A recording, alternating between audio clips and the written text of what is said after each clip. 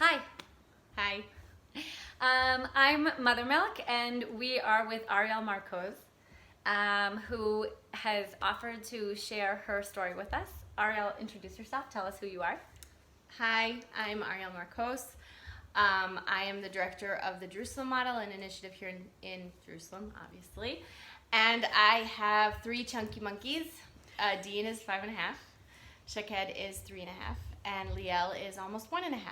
So when we had the third, we had 3, 4.5, and under. Yes, brave woman right here. Seriously, brave woman. And I just want to say it's like 7:30, and they've all been in bed for like 30 minutes. She's like my hero, and her house is beautiful. Thank you. So share your feeding experience with us, and it can be, with your first, with your third, with all three. It can be, whatever kind of surfaces. Okay. So I think my feeding experience starts with my birth experience, and I was coming to birth with this like very natural perspective, and I was gonna have like no drugs, and everything was gonna go super smoothly, and then I was gonna do skin to skin and nurse him till he was like 12. No, but like I was full on. That's what I was gonna do, and I had what's called a leida chatufa, which is like a hijacked birth, and I was very, very fast, and I ended up getting my, no drug situation because I just didn't have time. Right. And then I did a little bit of skin to skin, and then I was taken into reconstructive surgery after Adi was born, and I was separated from him for a lot of hours, like 8 hours or something like that, right after he was born. And so when I finally did get to him, I was like, I'm gonna like hold him and do skin to skin and everything. And then we started nursing. And at first it was okay, but then a weekend I was like in a lot of pain, but I was committed. Yeah. And I must have seen a lactation consultant like 5 times or 4 times, but I was committed, and it took me 3 months to stop being in pain. Wow. Like, I don't know how detailed we want to get. You can get as detailed as you feel comfortable getting. I had like a hole in my left nipple. Like, it was really bad. But I was like, I like, it wasn't, like, I didn't have the birth I wanted, so I was going to do the feeding, the natural, the breastfeeding, whatever. We're set on. Yeah. And I pumped, and I went back to work because I was in the middle of my stage, like internship, and so I had to go back when he was like 3.5 months old, and I had like a stash of pumped milk in the freezer, and that was gonna be it. And I didn't put Adina on formula until he was 7 months old. I was really proud of that, and at 13 months, he just wasn't interested anymore, and that was it. Like, I stopped nursing him. And I was just like, it was like all determination with him. With Shaked, there was also a birth situation. I ended up having, because of the first birth, I had a C-section. And then I was really like... An emergency or? No, planned. Planned. But I was really sick after the C-section, and I was separated from her for like 12 hours. Oh, wow. Yeah, that's a long time. Yeah, and so again, I was like under all this pressure, and they told me all this stuff about C-sections and nursing and whatever, so I was like holding her and whatever, and it was amazing. Like, it was like riding a bike. She immediately took. She was a beautiful nurser. It was amazing. And I literally... Any pain? No. No pain. No pain. It was like amazing. And when I went back to work, it was a more stressful work situation. And my milk, like, I couldn't pump. So I went back again at like 4.5 months. I think I lasted maybe a month and a half, and then I couldn't pump. There was nothing coming out, no matter how much I did the chilbe, and I did like everything. And Chilbe is fenugreek. I did that too. Yeah, the pills. Yeah, I did all of that. And the massaging, and the watching the hot video, compresses, and like, the relaxing, and the... It didn't work. Yeah. Nothing worked. I was stressed, and it just like, it's all very, very emotionally tied, and I just like, I couldn't do it. But with Shaked, like, almost didn't matter how much was coming out. She still wanted it. Oh, wow. So she still nursed. Like, it was like coffee in the morning. Like, it was a hirget. Like, it was a habit. Yeah. It was a thing. Yeah. She wanted it. She loved it. So she just kept going, even though I think there was like nothing there. I think it was like sucking a lollipop. You know, there's like a little bit of sweet. Right, and that was it. And for you, I'm just curious about like your experience. I was fine to do it. Like, I liked it. It was nice. It was like, and I did it until I had to go on a work trip when she was almost 18 months old. Oh, wow. And then I took it away, and she got really mad at me. She started like hitting my chest. And my oldest, Adine, who was like, he must have been like, she was a year and a half, and he was 4 at the time. Yeah. He was like, Emma, why aren't you nursing her? Why aren't you nursing her? She wants to nurse her. I was like, no, honey, I know what I'm doing. It's okay. Wow. So that's when she stopped, and that was like mamash, like it was really like a success for me. Yeah. And then Liel came, and it was fine. It just was so stressful. Oh, really? Because I had these other 2 little people. Yeah. Yeah. And I would In a full-time job and yeah, but even just my maternity leave before the full-time job, like I would, you know, they want to cluster feed in the evenings. They just want to be on you all the time. And so I would literally be like either in a soft carrier or just holding her with a boob out, like walking around the house. It's not this romantic, beautiful, sweet vision of like this bonding moment. I'm like, you know, holding her, and then I'm like here screwing on the cap of the sippy cup, and here, take this, and eat your food, and like walking around with this newborn. It was really stressful.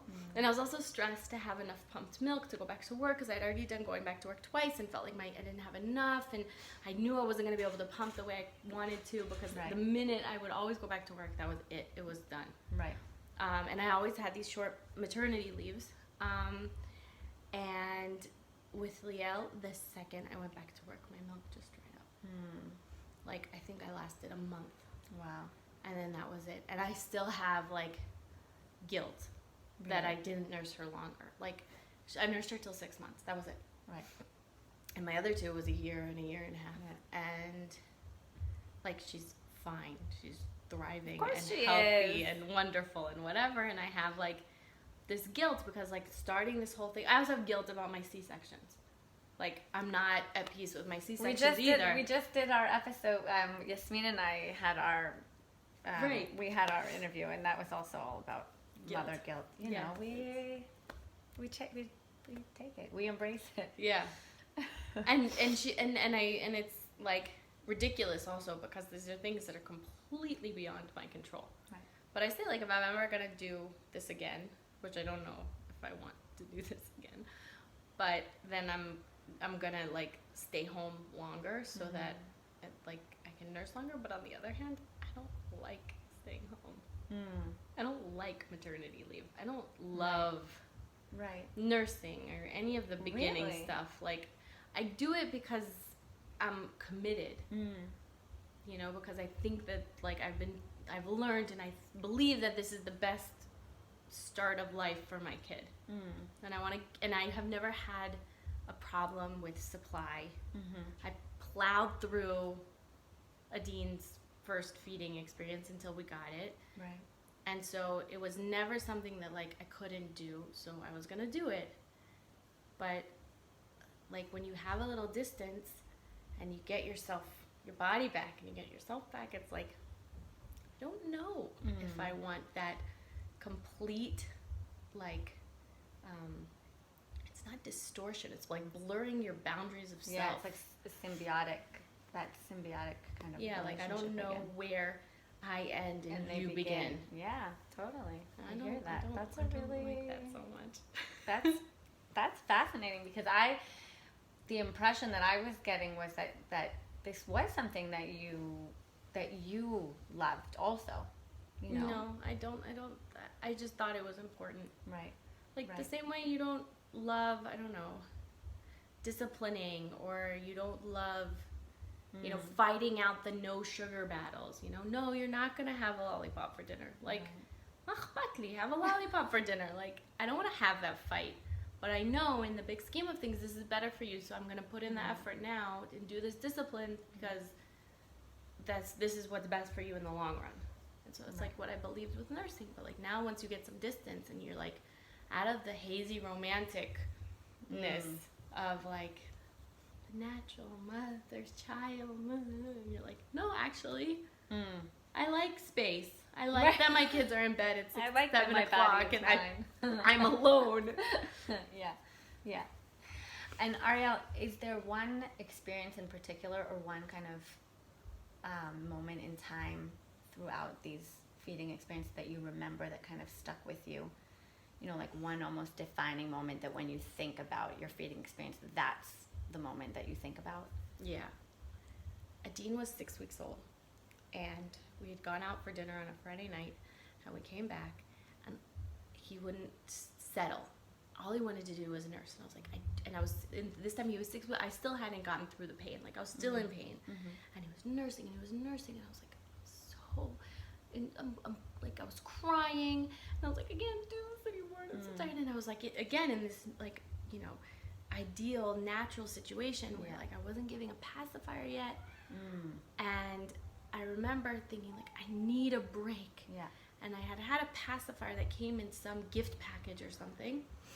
And I was like, okay, well, I also really gotta pee. So I stuck a pacifier in Adine's mouth, and I went to pee, and I came back, and he was asleep. Oh, wow. And I was like, oh my God, it's not all on me. Like, wow, that's so important. it was so important. It was like, there's other ways to calm him that don't include a physical part of my body. Right. Wow. And I was like, I love pacifiers. You're like, why have I been waiting? Like even my girls who refused pacifiers in the beginning, I was determined. Like Shakedi would gag and throw up. Oh. And I was like, I don't care. You're gonna figure this out, and you're gonna like this thing. And then like they love it. Yeah. Like Leah, That's the baby, amazing. she's asleep in there with like 4 in her Right. bed. And it didn't like disrupt the breastfeeding. No, it never. I mean, I believe in like in the first chunk at least of time you nurse on demand and use and so you're not like you're first trying to nurse. You always are trying to nurse. That helps with your supply. It does all that it needs to do. And then if that's not working, then there's another option. Right. Wow, that's a great story. And then my final and favorite question is if you could go back to first time mom Ariel, what would you tell her?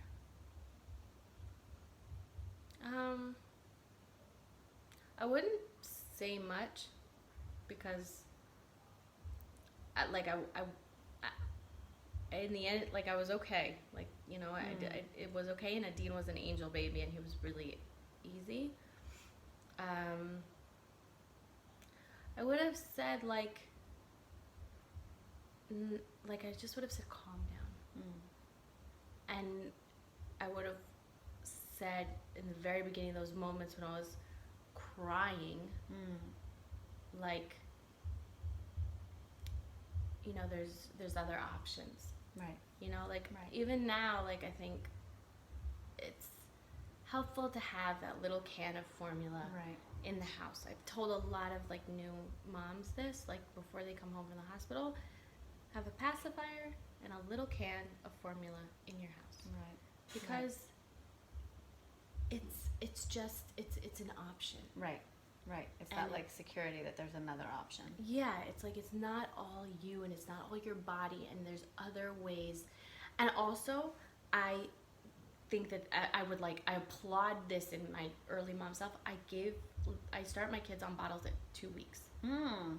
Pumped milk, but on bottles at 2 weeks. It's another piece of this like distancing them so that I can have my sense of self and my perimeter back. Right.